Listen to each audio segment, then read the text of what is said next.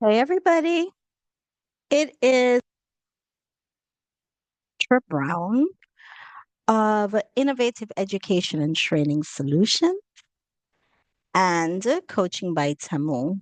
And what do I do? Well, I do have a training company. I've had that since 2012, and I customize training content for public and private sector entities. Nowadays, I mainly stick to leadership, intrapreneurship, and like team building, process re-engineering, that sort of thing. The coaching by Tamu component is the entrepreneurship arm of my venture. And I co create with Caribbean entrepreneurs in the region and in the diaspora to build scalable and innovative ventures that have world class value and can, move the founders to generational wealth. So that is my mission. And, you know, I really want to see Caribbean entrepreneurs become multi-millionaires. So I'm doing more YouTube in 2025, but my word for the year is flow. So I'm not going to overextend and, do all of the clippy story and whatever. Whatever works in the moment, I'm gonna come on and talk.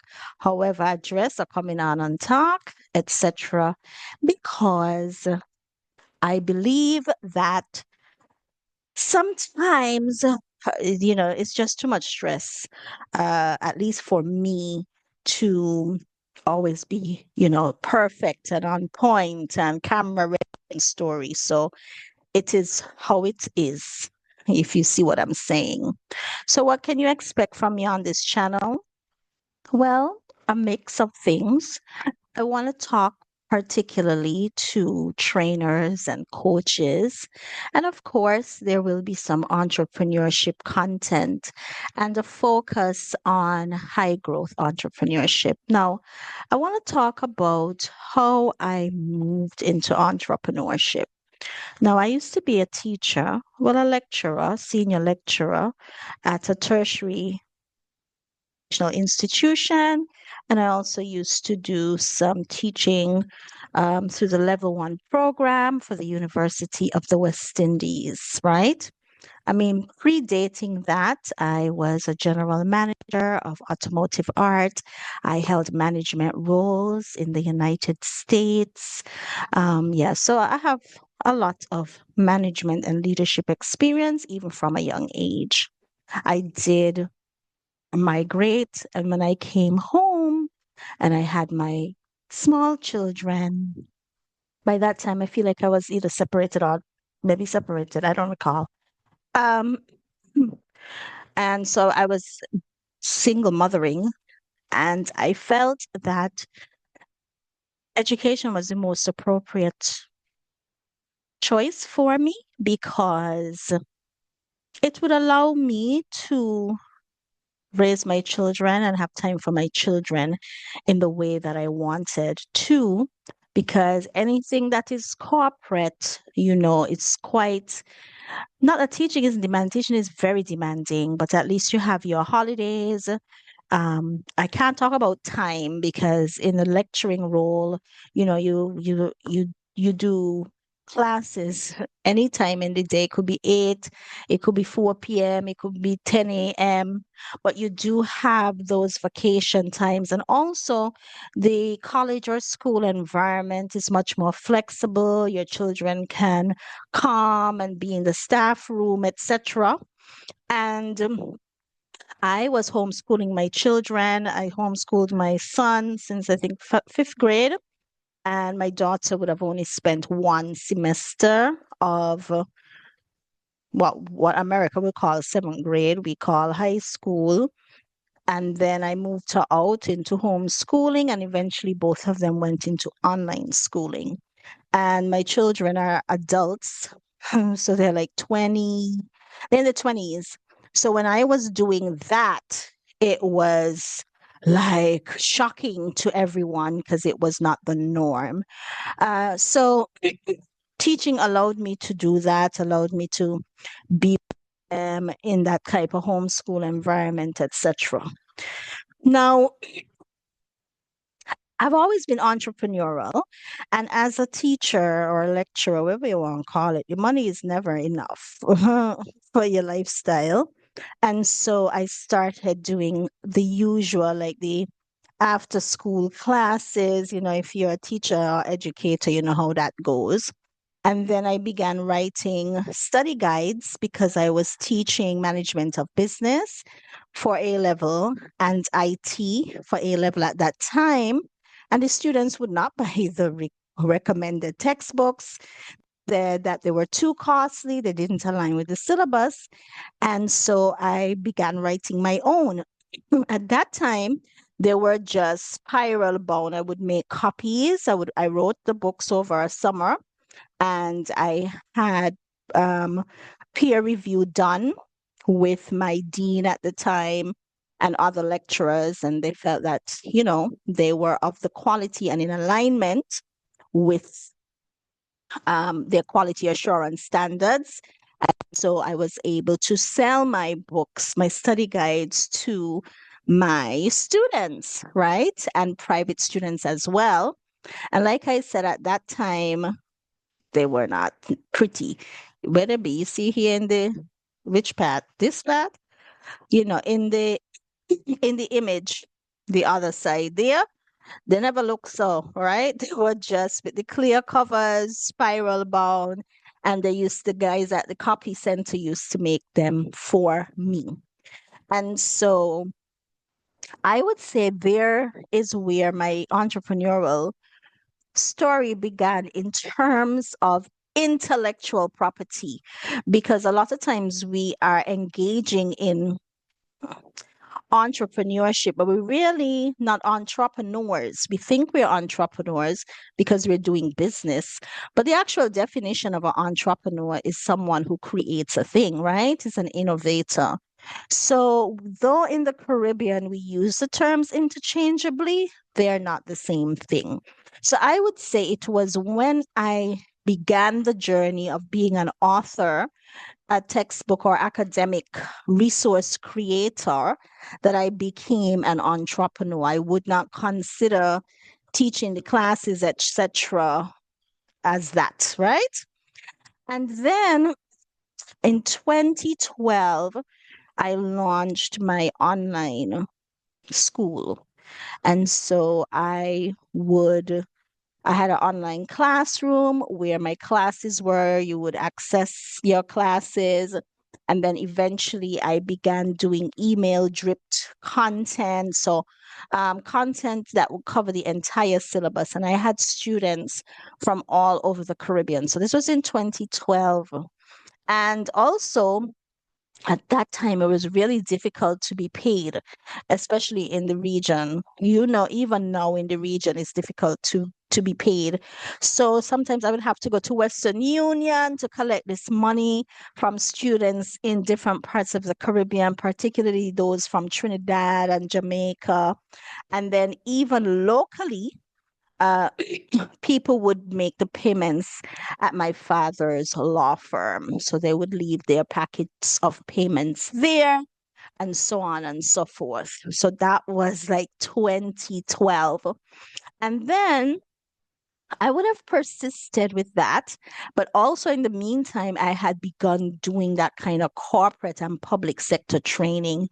And I remember always trying to like be very quiet about it because I had that full-time job. And let me tell you, people can hear it upon you here. Always want to know what other thing you're doing, how you're making your money.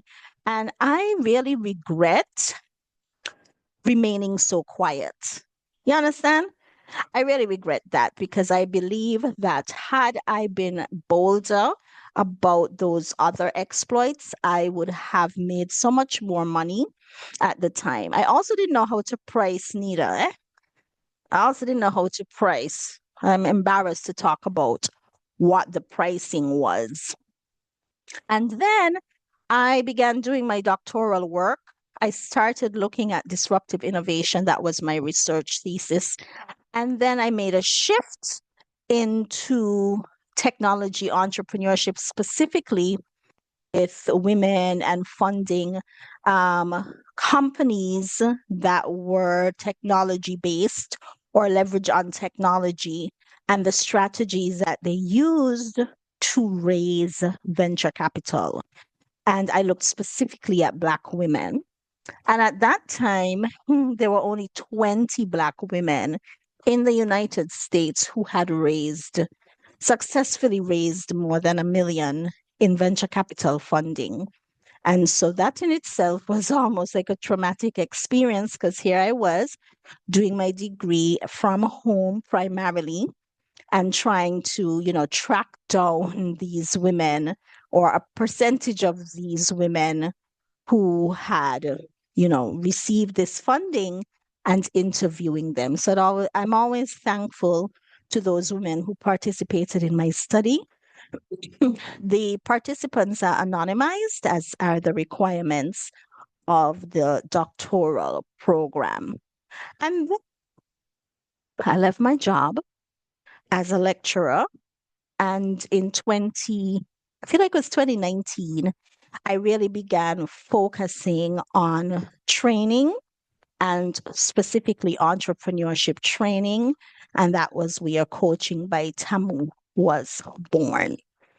Now, I'd like to talk about, let me pause my audio because I have to cough.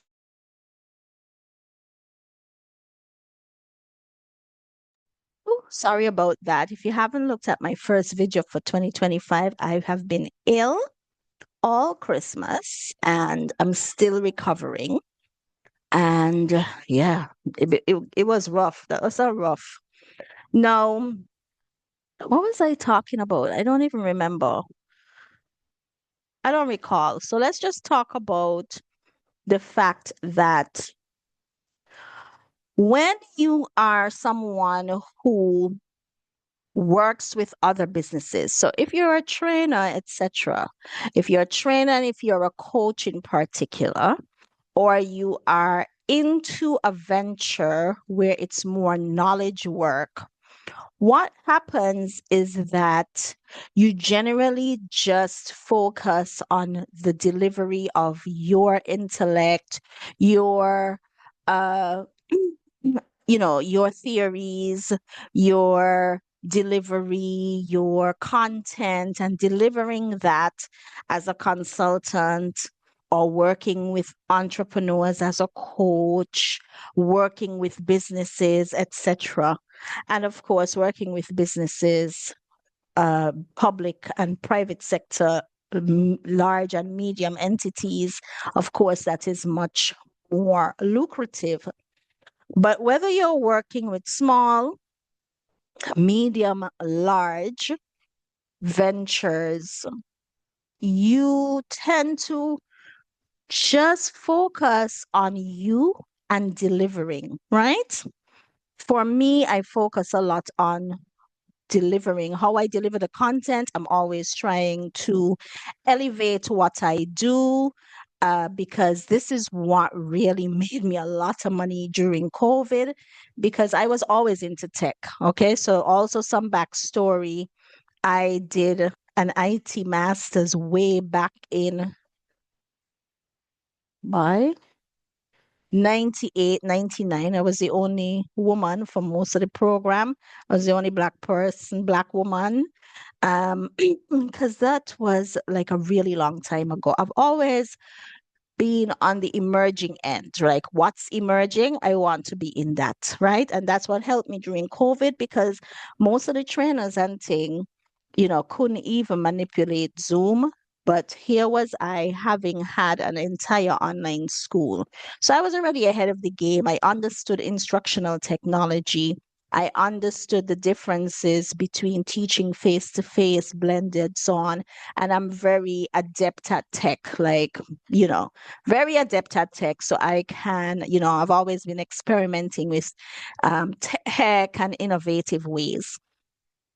What happens when you are a trainer, a coach, in primarily, or anyone that is giving up their expertise, you tend not to focus on building a business. So if it's like if you're a lawyer, right? Maybe if you're a doctor, even you focus on just you delivering. So you might have the usual, right?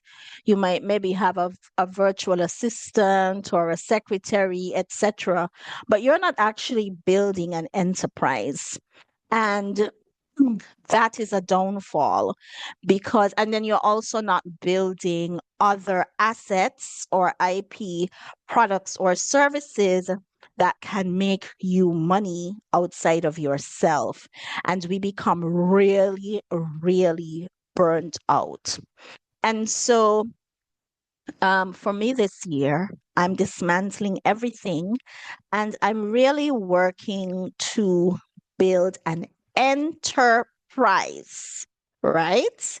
An enterprise and have my org chart and the key team members that I need to build an enterprise. And so I would encourage other trainers and coaches because you pour so much into others, but let you get sick, let you take time off for professional development, where's your money coming from? Because your money has now become dependent on you showing up.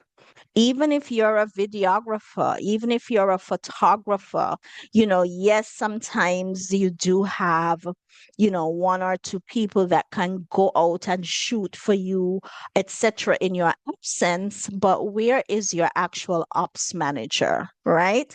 So for 2025, let's normalize building enterprises. That is what you require.